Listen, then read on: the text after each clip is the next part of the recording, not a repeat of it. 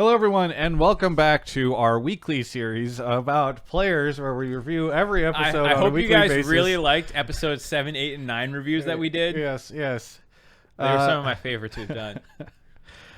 Okay, so here's what happened. About a month ago, we did record an episode for, I think, 6. Did you never put it out? No, because I told you we had all the weird edit issues or whatever on it, and the file got fucked. So anyway, we had issues with the file, and then we just, I think, ended up out of cadence. Mark didn't have time on some of these days. We didn't find another time to record them. There were times where I was down to do it, and you were like, I gotta go. You didn't. I don't remember you ever being down Yeah. to do it. I think both of us let it go. We were just like, oh no, that last one didn't come out. Anyways. I tried so hard to make that show happen. You did not week, try that fucking hard, dude. You try and put it on me. Oh, so Mark. I do feel bad about it because we've really enjoyed the show. A lot of people did tweet at us, so Yes. we are sorry. Yes. This is our makeup episode. We'll cover those, but in a lot quicker depth, I think. And this will be pretty much spoilery the whole way through. Was episode 6 the offline party? Yeah, I think the offline party was the last one. Because 7 was the reunion. The reunion, yeah. 8 was playoffs. Or was 9 just playoffs? 8 was 8. I think they beat Cloud9 in 8, and then they go against TSM in 9. Okay. If I recall. Anyway. Yeah, because they also had the Foresight thing that they went into at some point as well. I'm not sure. Anyways. And by the way, just a quick shout out. I have 2 interviews that are hitting the channel that are an interview with Braxton, or the actor who plays Braxton, as well as Youngbin who plays Nightfall, and then Resin Refresh this week is also on, which you can find on Spotify, is an interview with Resin Refresh is gonna have Misha Rift Brooks? Reaction, which is a show that you can. I would never should have named both of those things. RR. Yeah. At my defense, Spotify named the other one. Okay. On Spotify, find Rift Reaction. You can listen to an interview with Misha Brooks that we did. Let's talk about the show, though. Okay. Do you want to do generic now that we have the whole season spoiler free, like just opinion, and then we can dig into the last episodes? Let's speed run the episodes. But that'll be spoilery. We can't give our season. Yeah. No. This is a full spoiler video. Okay. Just fuck it. You don't get if you're here, we just watched all 10 of these episodes. We're not gonna tiptoe around spoilers. Okay.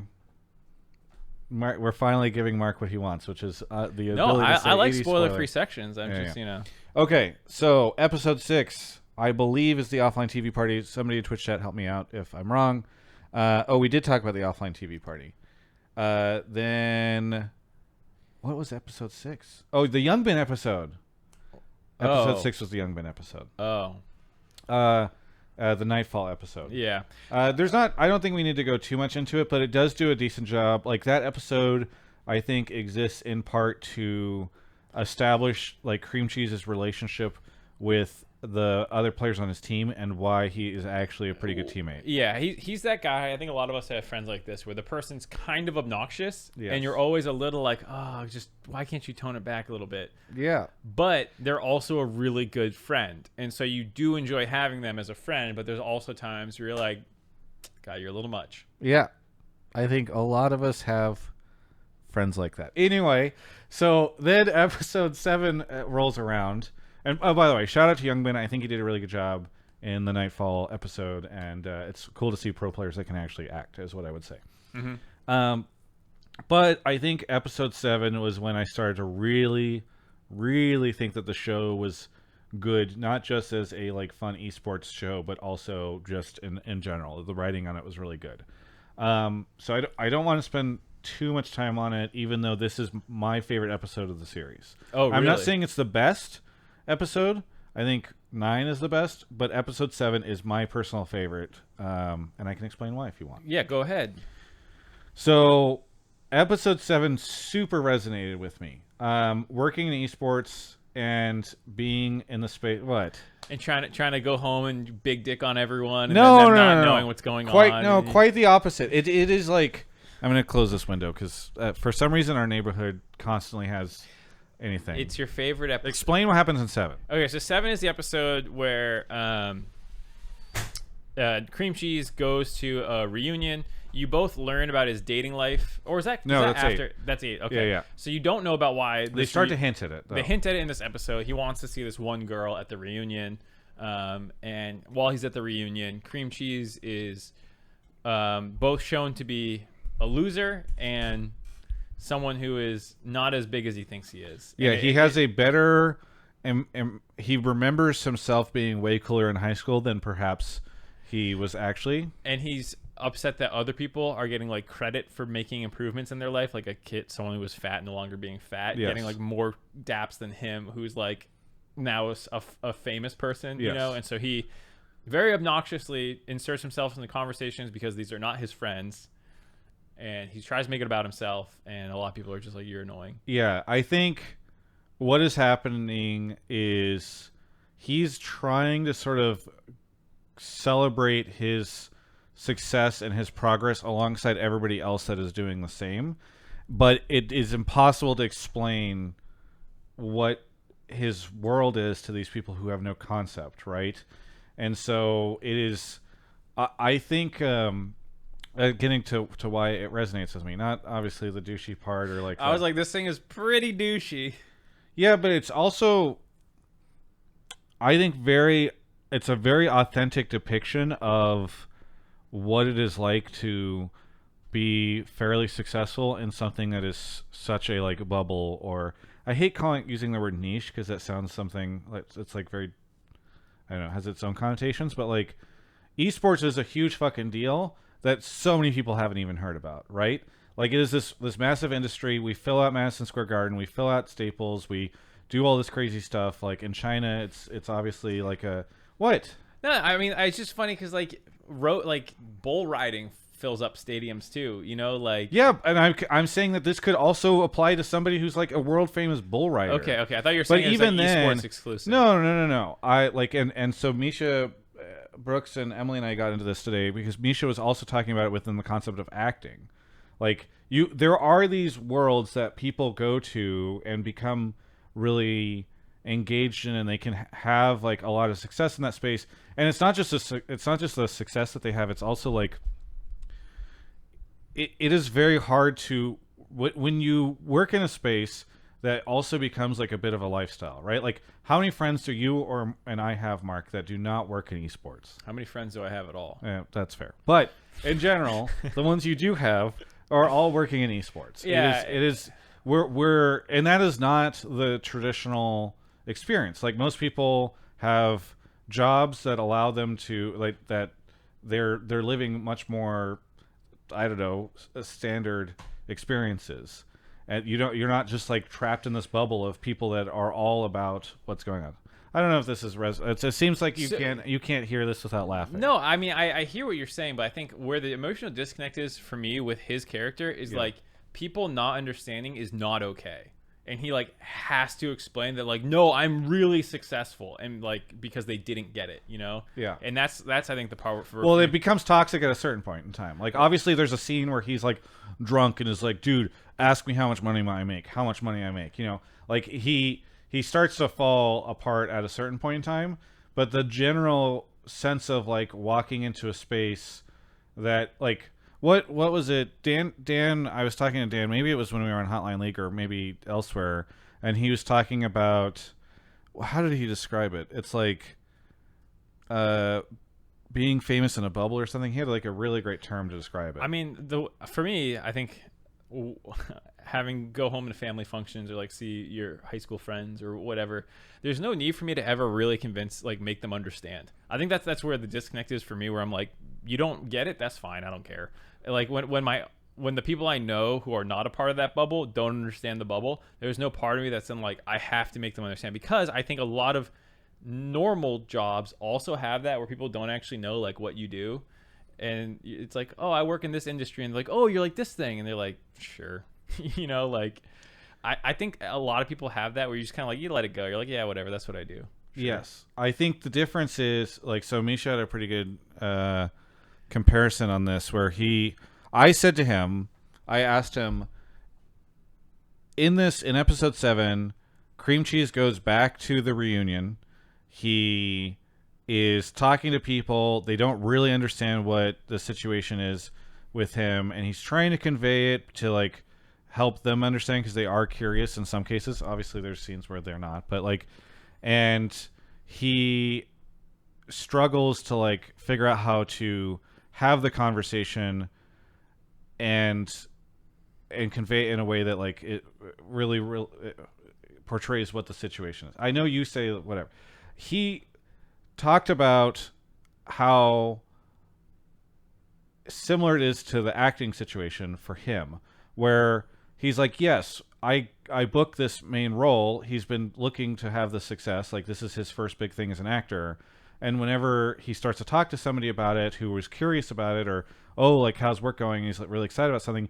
He's like, first I have to explain what Paramount Plus is. And then I have to explain what he had like another one, right? I forget what. League of Legends, like, or yeah. Then he's like, then I have to explain what League of Legends is.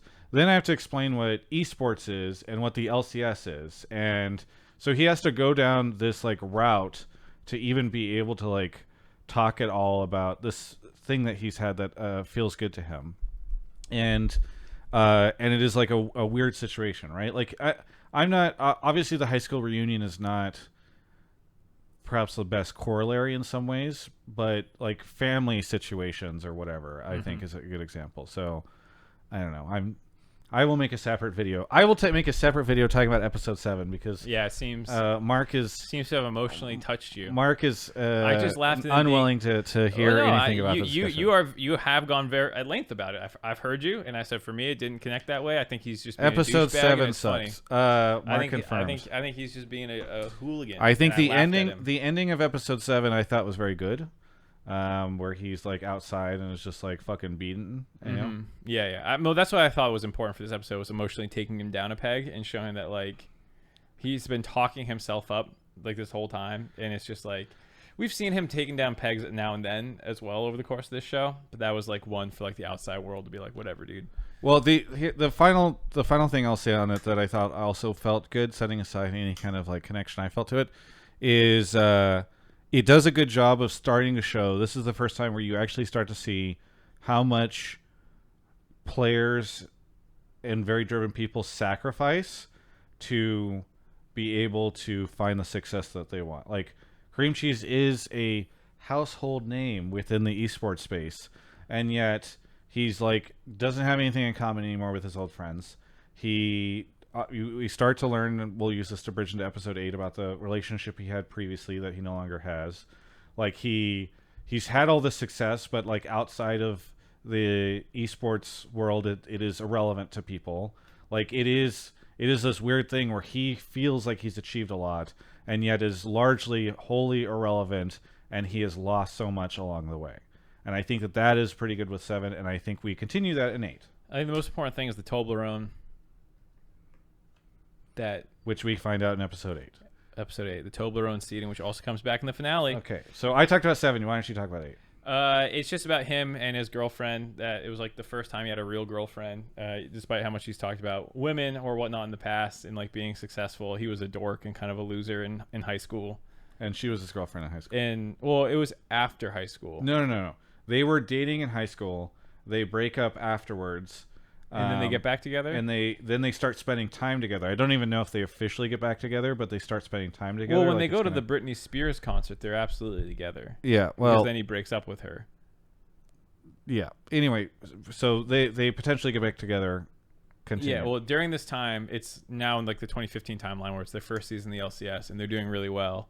And he's dating this girl, and like it's basically the time of his life where they're winning in the LCS. He feels really popular and cool. His team's doing well, and he's has a girlfriend that is like the first person that he's ever like been with, really. And he's like kind of like the overly attached first girlfriend, attitude that he has with her a little bit, but it's like kind of sweet.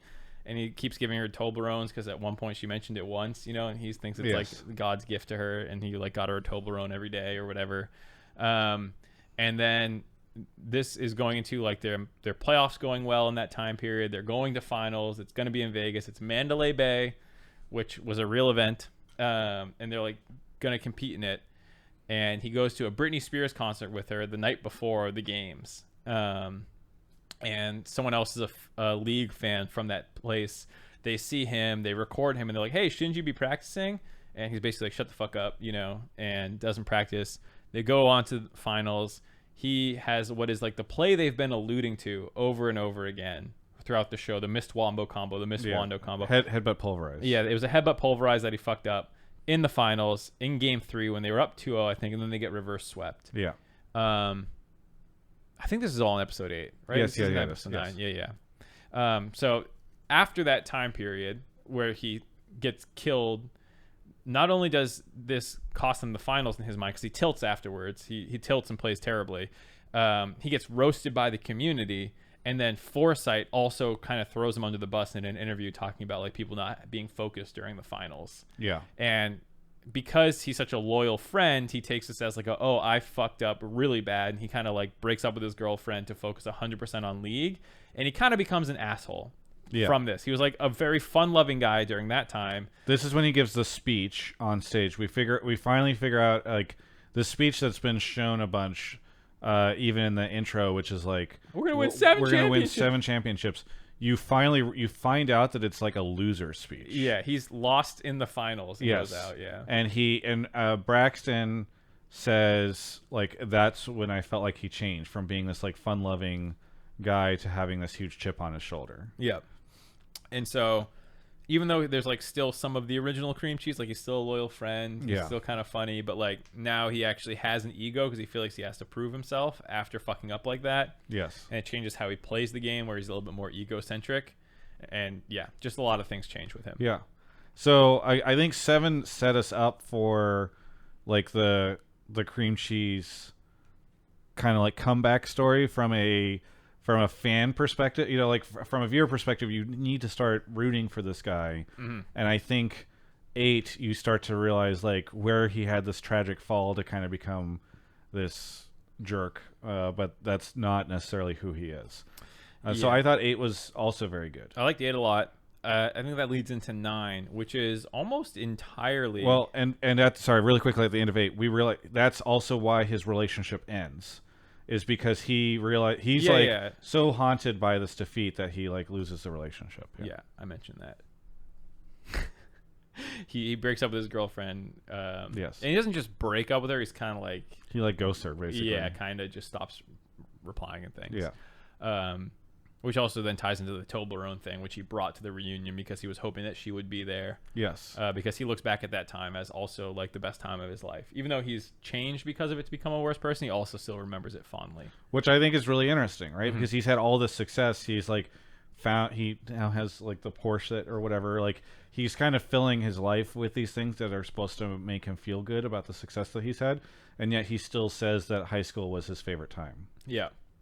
Yep. So we get like the kind of like final beat on everything we know about cream cheese. And then episode 9, as I remember, it was almost entirely present day, like playoff run into the finals. Yes, I think so. Okay. And this one, like we've been focused a ton on cream cheese in the previous ones. 9 opens up space a lot more for organism, because I think it's the end of 8. It's the end of 8 as well that you like they head to Philly, I believe, towards the end of 8. I thought that was 9. I'm not quite sure. This was a while ago, so our timelines might be getting a little mixed up in terms of the episodes that this happened in. But in terms of what happens, we also start following how Organism has all these burdens being placed on him as the future face of the franchise. There's all these sponsor obligations. There's a lot of media attention. And then his family is also all kind of become latchers on, you know, where they're like, oh, he's really successful. Yes. And they all want to appear in the content with him, or like they're doing a documentary about him from like Puma or something. I forget where it was. And then like his aunt, who he's seen twice in his life, is suddenly like at his house talking about him as a child. And he's like, who the fuck are you, really? Yes. You know? So he's slowly getting inundated with like things that are not game related. Yes. And also this starts to get this frustration around what these people are here. So I think what happens is maybe in 8 they beat Cloud9 to go to the finals against TSM. Some of the finals also happens in 8, so it's like their whole playoff run into finals, into like I think game 1 and game 2 happen in. No, that happens in 9. Oh, that's what I meant, 9. Sorry. Yeah. So I think they make it into the finals. They beat C9 to make it to the finals against TSM in 8.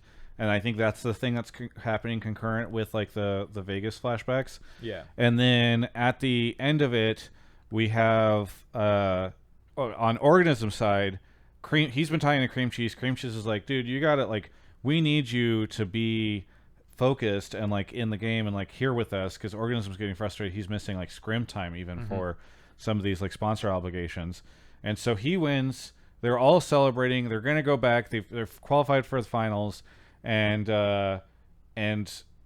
Organism's brother says like, Percy, you got to go. We're going to do this thing. Organism doesn't want to do this. Pops off. Basically tells all of his family to fuck off, and is like, none of you guys actually cared about this stuff. Like I had to go to all of my brother's football games and all this stuff, and yet here it is. Like you guys you guys didn't even make it out for LCS, but here I am on stage. I've found all the success, and now suddenly you guys want to celebrate me, or you care about me. Like maybe you only care about me because of the success I've had. Yeah, and I love that scene. Yeah. When he pops off, like, one, very well acted scene, and two, like, I feel very justified in his character, because he's very like repressed in most scenes where he's like just kind of go with the flow. Yeah. Even if something's bothering him, and so like slowly over the course of the show, you've been seeing like the things with his brother sometimes rubs him the wrong way, or the sponsorships and whatnot. Yeah. And just being able to be like, fuck all you, fuck all this, I don't care. And I will say, the brother, to his credit, is like, that's fair. And still continues to like support him in episode 9 and 10 throughout Well, it. yeah, there's this great moment where his brother tries to like continue to ally with him. Yeah. He's like, yeah, you guys do suck. And then he turns on his brother and is like, no, you're not getting You out were of an this. asshole to me growing up. You yes. bullied me and shit. You know? Yeah. And so that is like a really nice arc for Organism. Hello, Moon. And so then in 9, so like, yeah, 8 ends really great. You now have this establishment of what's going on with Cream Cheese.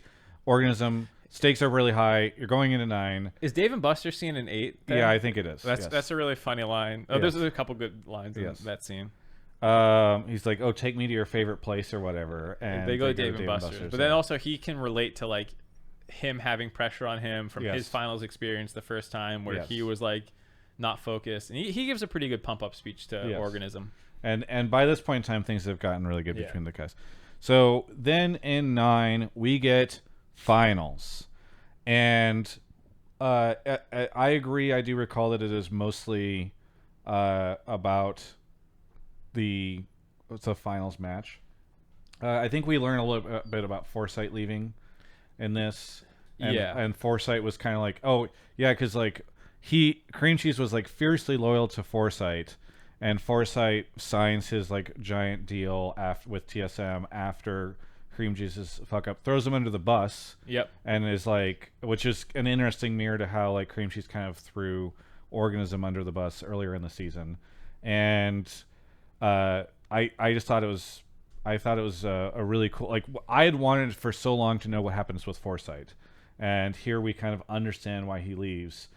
And I think one of the beauties of this episode, I was talking to Dan about this and telling him I thought he did a really good job of this. Before this, I did not have any animosity to Foresight. He generally seemed like a cool guy. There's scenes where like Cream Cheese is like, oh yeah, dude, we gotta like get back together. He says like pass, and he's like, they have the awkward thing. In this episode, I was like, I don't know when it happened, but at some point in time, I started to fucking hate Foresight. I hated him. Not with the past thing, but with the Scara party thing, where he just kind of like talks down to Cream Cheese the whole time, like, your career is great, you know, and he's like clearly just being like, you've accomplished so little, you know, just kind of being an asshole about it. Foresight definitely has the asshole streak in him, and they showed a lot more in this episode with like how he's talking to him on stage about like, hey, you guys are the underdogs, like being the underdog's fun, isn't it? You know, kind of like shit like that. And Organism's like, go fuck yourself, basically. And Cream Cheese is still like kind of loyal weirdly to Foresight. And still clearly respects him a little too much. Yes. But on stage, we see the games are going great. He messes up a play again. Yep. Which costs him the game again, which feels like a throwback to Mandalay.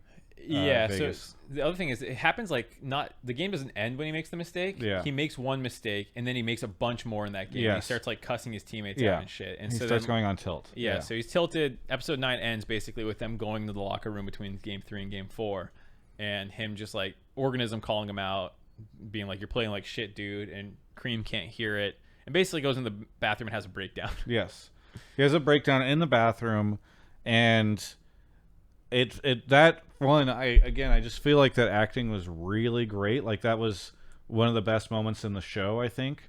Also because it really is kind of like the climactic moment in some ways of the series. Like I know you can argue episode 10 has it, but like I felt like that's where it all comes together, right? Like everything, you now understand his entire past, you understand all the weight that's on him, you understand why he is the way that he is, the struggle he's having. He sees it's happening again. He thought this is going to be it, and like it just fucking hits him, and he has that moment of like falling. And the episode ends, and obviously the question is he going to rise again? We all kind of knew, but yeah. Yeah. So, episode 10, he comes out, he's recovered, he's fine. Picks Yumi, latches onto Organism, and as a true support player, believes in the person who's going to carry him, and basically overcomes the thing that happened the last time he was in the finals, where he was emotionally scarred and thought he had to carry and grew a big ego.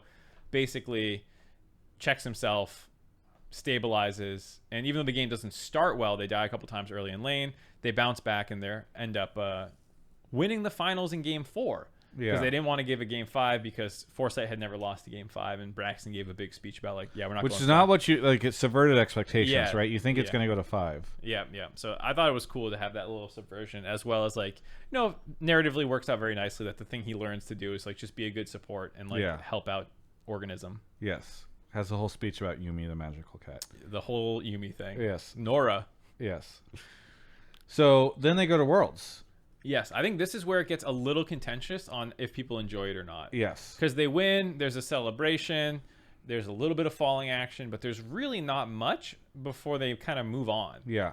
There's like a little bit of like, they all raise the trophy and they pop champagne and they ball out for a little bit and they all say nice things. But that's like 10 minutes of what's going to be like a 45-minute episode, if I remember. Is it 45? It's maybe it's like 30 to 40, but like Yeah. the game itself is probably 10 to Yeah. 15. The celebration is maybe 10. And then there's like 20 minutes of after finals. Yeah. So then they qualify and they go to Korea to boot camp. And I mean, it happens pretty quickly here. But they're boot camping. Organism is frustrated that they're not trying as hard. Cream Cheese kind of feels like he's had the win. And there's this idea of like, oh, North America sucks at Worlds. And so it almost is like Fugitives kind of accepted that that's the case. They're getting slammed in scrims, and then they just decide to go out and party. Yeah. I feel like this part is somewhat accurate. I don't think North American teams go like this hard on partying, but it does happen. There's been a lot of players who have... There's at least one player I know. There's at least one that everyone knows the story of.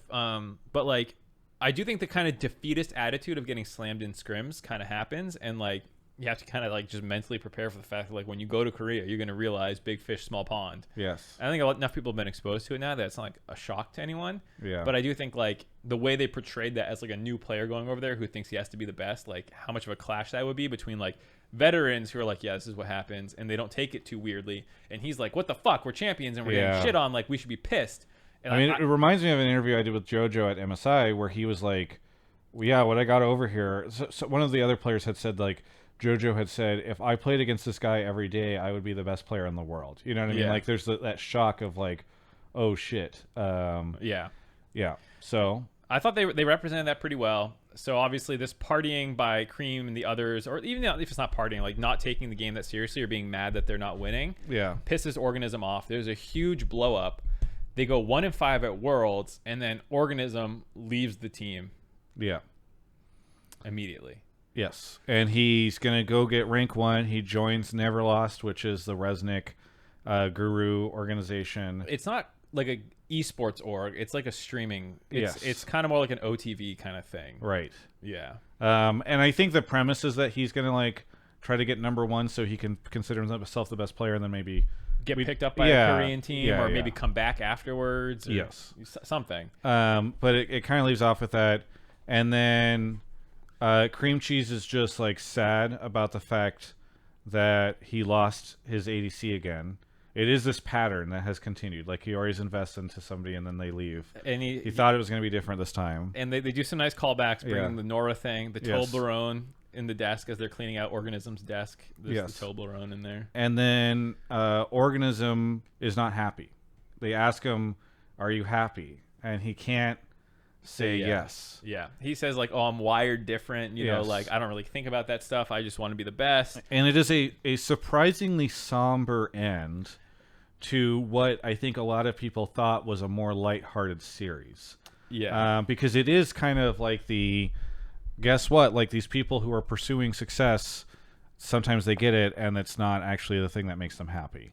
And there's a lot of stuff that, like, there is no happy ending at the end of it, right? No. And I think it was something that my initial reaction, so now that we can get done with the Yes. recap to review a little bit, initially it didn't sit well with me. I think it got I think the response between the two people was pretty reasonable. Like a young player who thinks he can be the best, Yeah. not accepting the complacency and getting pissed off at his team and leaving.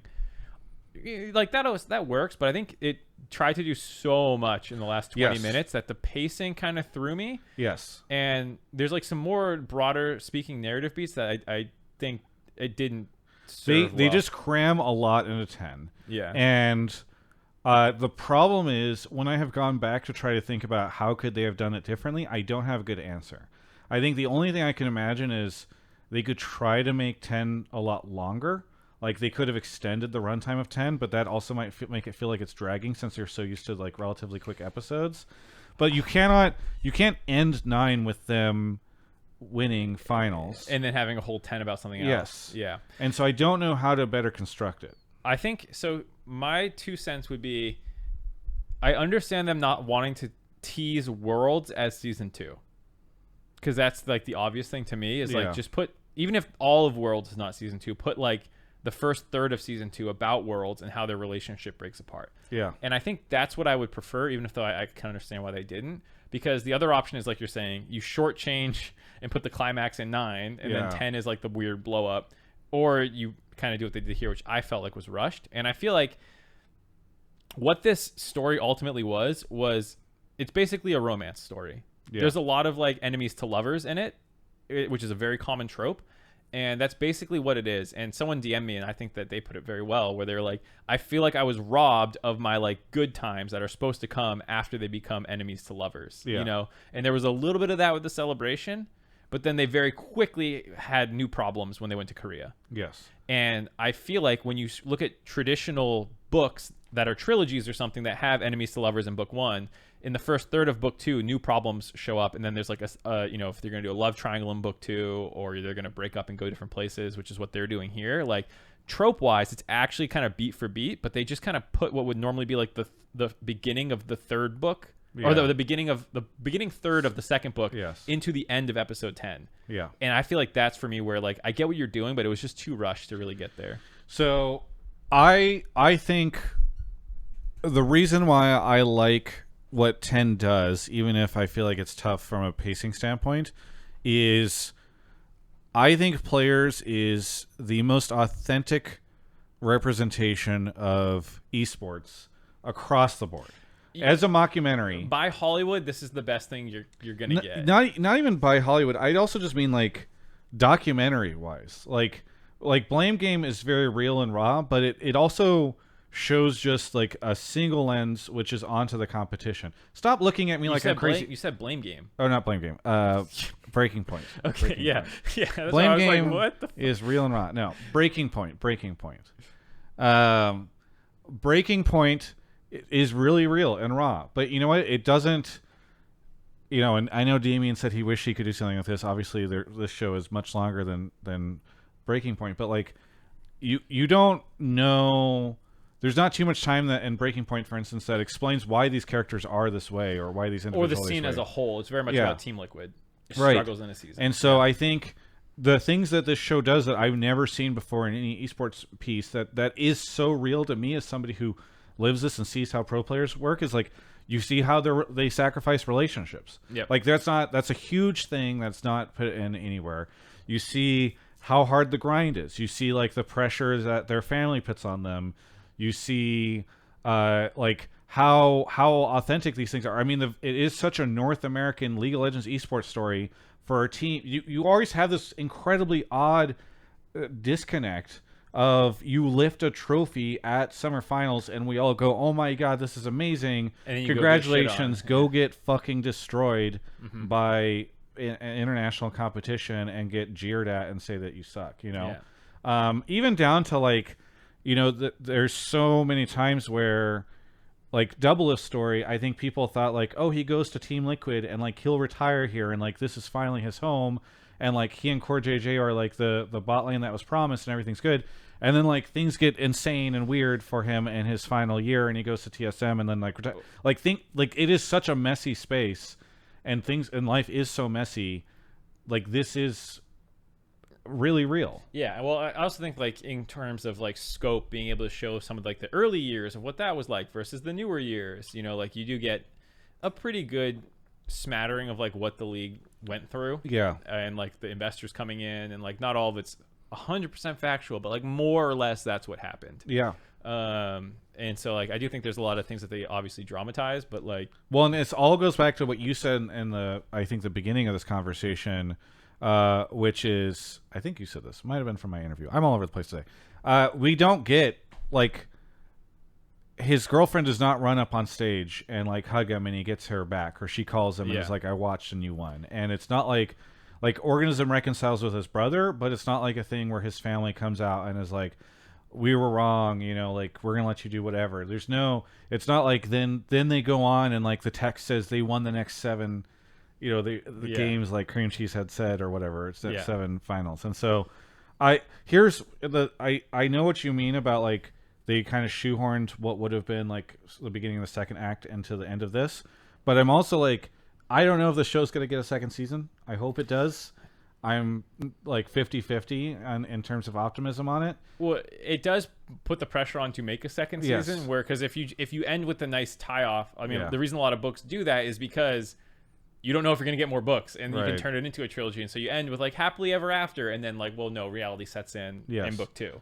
And you know, here they could have done happily ever after. I know some people are saying like it wasn't really that much of a romance, but I think the scenes like the thing in the Dave and Buster's where they're like relating their histories to each other, and like they have a fight right at the final moment before they come back together, and one person grows and like supports him, and then they we're talking about the romance arc, not romance, not actual romance, but like the beats that you go for in a story, they're all there. And that's why I think for some people having like the happily ever after taken away like 10 minutes after you're given it felt weird. But I do agree that like it is also very real to how the scene is, where like you very quickly go back down to reality in North America when you go to Worlds.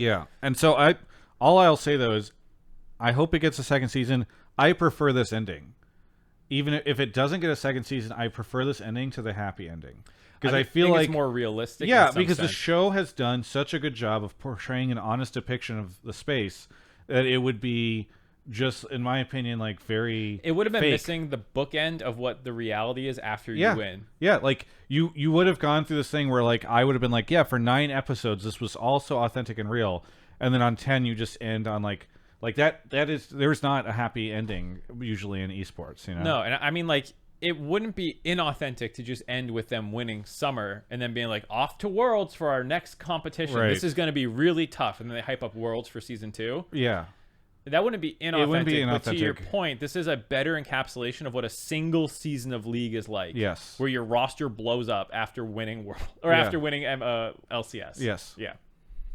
So I know we have to speed run a little bit. Do you have to run right now, or you have a couple more minutes to answer I have like questions? a couple more minutes. Okay.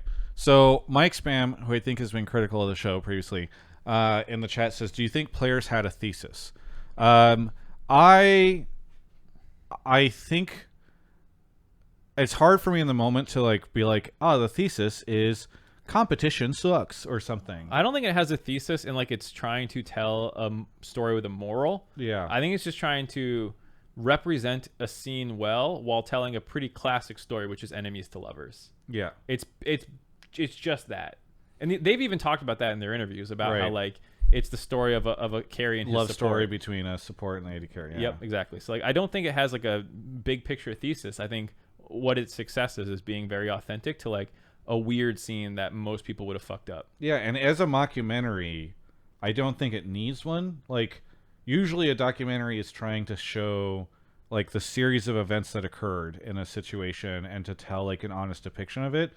It's not usually trying to come in and be like, here's like the moral at the end of it. Even if there are takeaways, they're not trying to craft those themselves. And I think it's fine that if they're using mockumentary, that they go about this the same way, is to be like, yeah, like let's pretend this stuff happened. Like this is what it would look like if it did. So I'm okay with that. Any other questions or thoughts that you guys want us to touch on? As people in chat are maybe typing those out, some shout outs. I still think April was an amazing actor. The actor that played April, I thought she was super underrated and did such a good job. Even just like that small moment at the end where she's talking about how much she had sacrificed to get this win, and like how she had like lived with all these dudes and done all this stuff and put all this effort in. That felt like a really good scene for her. I really hope that she gets more stuff if season 2 comes out, because I think they can definitely do more stuff with her. I give myself credit for predicting the Guru Resnick team up, or in our very first video, I think, on this stuff. Yeah, you thought they might buy the team. Thought they might buy the team, which I still think they could. That would be such a smart way to start season 2, because now, like, how like what ends up happening if like Cream Cheese gets fired because Guru's like, nah, I think the whole thing Resnick said was like, oh, I don't really believe in esports, I believe in individuals. You know, like he said, he had like one of those speeches or whatever. But yeah, I think overall, I really enjoyed it. I think it's. I've starting to see other people talk about it. Like Jason Schreier tweeted about it and was like, this is super good. I think PC Gamer, like a lot of people that have watched the whole thing now are coming out. I still need it to break outside of the video game space. I don't think it'll ever be like massive. Yeah. But it also did not receive like Halo level marketing. And right. so like it doesn't need to be that massive. Yeah. And hopefully now that the whole thing is out, people can go binge it. If you haven't tried it yet, anyone watching this video or watching right now, like the whole thing's out now. If you like it, you can slam through it. The episodes are like mostly half an hour, so it's actually a pretty quick watch for a lot of TV shows on streams these days. It's not hour episodes. Yeah, you can complete it in 2 nights. Yeah, pretty easily. Yeah. So anyway, thanks everybody for watching. I might do, I wasn't kidding when I said I might do a video about episode 7. Perhaps not, this is not the venue to do that, but I do really like it. I might, I don't know, I kind of want to keep doing some content around it, so we'll see. But thank you to Mark, as always, for joining us on this wacky adventure. And shout out to everybody who made the show. We'll see y'all later.